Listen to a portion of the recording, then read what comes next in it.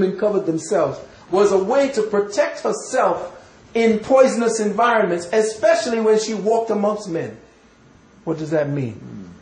When women walk amongst men, women who are real women, sensitive women, women of childbearing age, there is a specific pheromone given off by men because we're electrically charged. And those pheromones are actually signatures that can be read because scientists have taken infrared and all kinds of different light spectrums and have pointed it at animals that are in heat, and the pheromones are kicking off in different colors. And if that's the case, then men give off through their scent especially certain particulate scent molecules that are breathed in by the woman. When she breathes that in, if she's a sensitive woman, boom, she starts ovulating.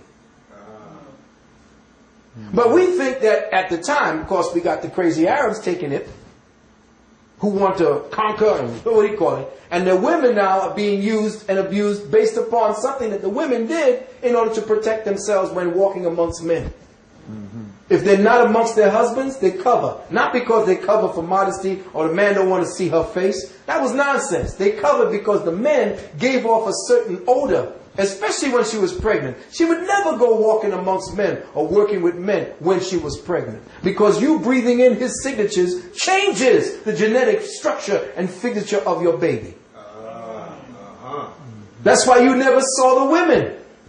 You would come in first and see the warriors. You can get past them, then you may come in and see some of the women if we allow it. But nowadays, it's like, everybody for themselves. And this is why we in the madness we are today. At the time, our African women, or women of the ancient times, 100 to 150,000 years ago, knew what men were for. Men were to take the stress off of their lives.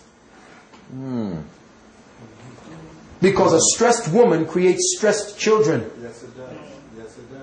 So we created a stressless society for you. That's why when the white man came and saw women doing everything, that's because paternally, Africa was a paternal society, not patriarchal or matriarchal. It was a paternal society where we made sure that our women were happy. And only when this white man came in and changed everything and then created the science of anthropology to go back and study what he thought he was studying as a primitive peoples. No, there's no primitive peoples untouched by the madness of this Caucasoid. And that every society, every tribe he studies now is a pathological expression of when they met him 200 or 300 years ago. So he ain't going back trying to study somebody, this is what they do, and they've done this for thousands. No, they didn't. They did that in order to convert or to survive while you were there. The real indigenous peoples that you could see have not been touched by European hands or touched anything. Discovery destroys. Yes, it does. It doesn't do anything to enlighten anybody. And all they're doing is going there and changing. When them Christians and them damn Jesuits came in there were no tribes that came in there. And you can't study no tribe at their indigenous levels anymore. So the women were not beat up. Imagine a man who has got some kind of intelligence to build a pyramid is going to beat his woman for 10,000 years. Does that make any damn sense? That doesn't make no sense. No sense. In every African ancient society, the women are revered. Only in this Caucasian society, she is not. Because she was at war with her man. She used to raise the son to kill the father. It's all in their stories. But when you see the ancient Kemetic principles, you always see the male and the female behind him as the support mechanism to him. Never the other way around. And that's all for all the sisters who want to think feminist. There is no woman in front of a man. That's madness. You don't let your woman go through the door first.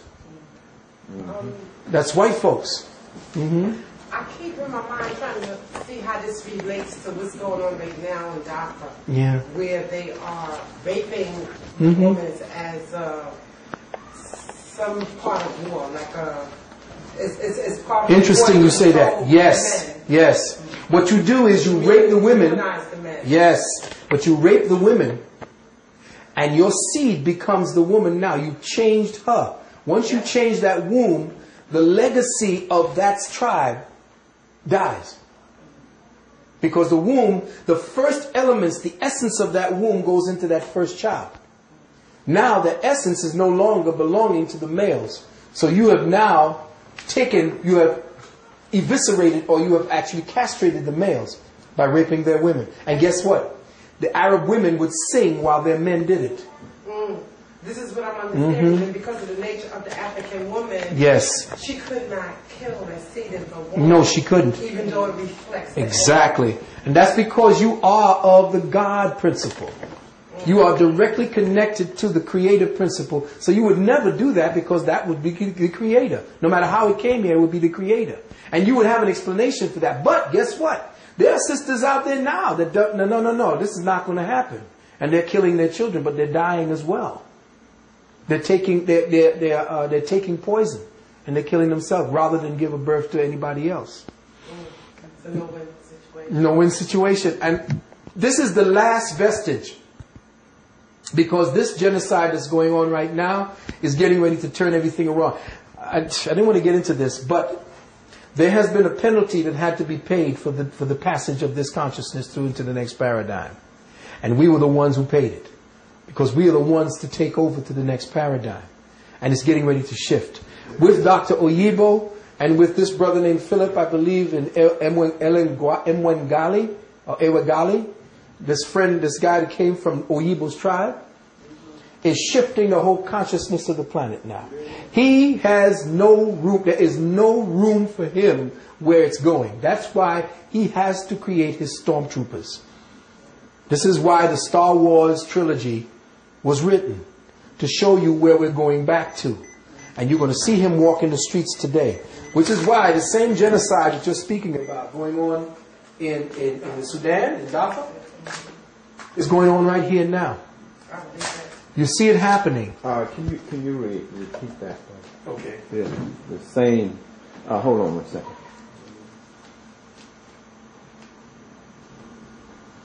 Mm-hmm. This is why the same genocide that's going on in Darfur today, in Sudan, is reminiscent of what the genocide protocols are set up here for today. And all of the weapons from science is now going to be targeting to people of color. Walk Harlem today, and I guarantee you in 10 years, you won't see any black people there. If you do, they're going to be regimented to being consumers or people who do menial jobs.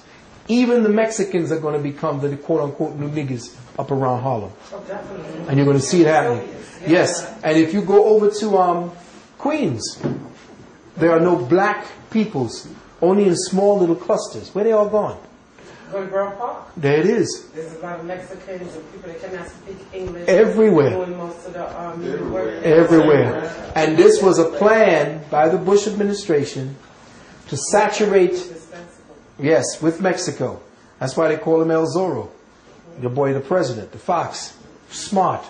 He just opened up and they opened up the borders because remember, he got the boy, Bush, he's got the Spanish blood in him. Spanish nobility. Yes.